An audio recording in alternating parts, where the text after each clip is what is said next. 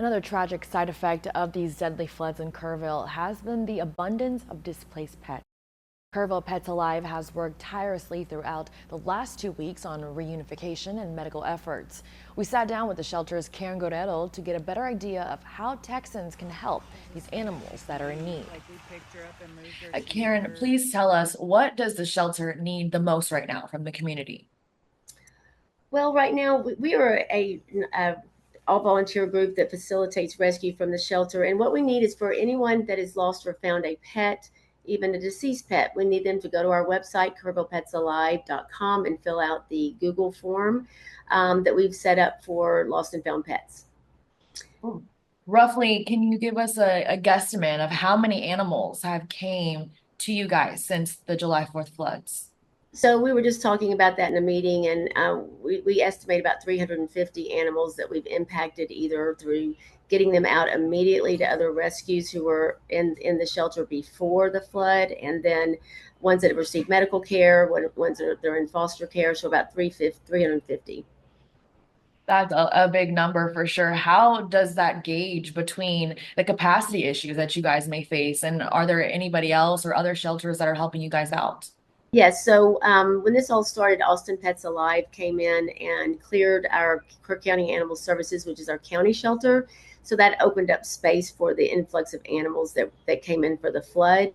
We also have a facility where I'm sitting right now that is housing some overflow animals to keep them away from the shelter. Some of them are injured and a little bit more vulnerable, so it's better place for them here. And what does that process look like, especially during the overcrowding? You're saying you're having to move them to different areas. Are they still getting the same amount of treatment? Are they getting other special treatment that they receive?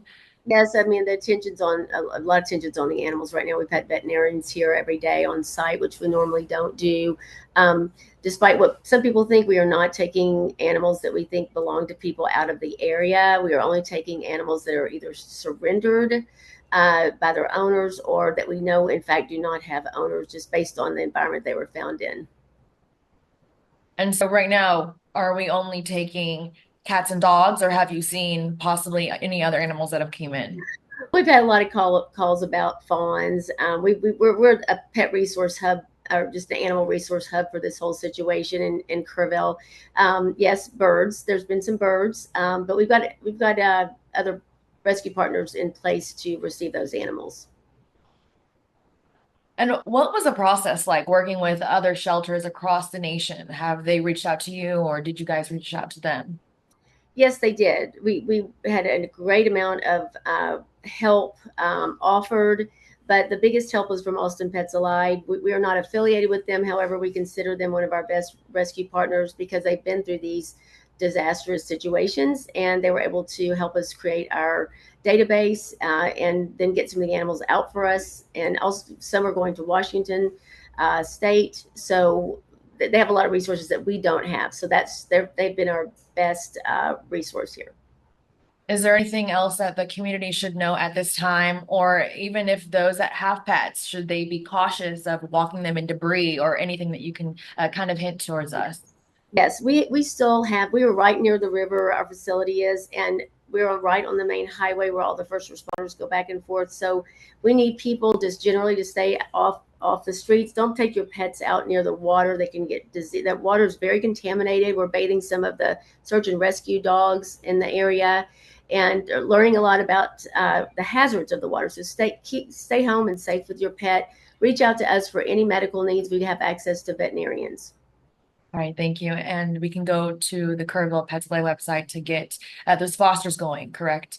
Yes, absolutely. And of course, we would love gift cards for any pet supply places, things like that. And financial donations help because we're going to have a lot of medical we have to deal with going forward. Some of the animals are just now coming out. We've had a couple of dogs come in the past couple of days that were just hiding somewhere. And so we're going to gradually see more animals come out and they'll be in our care.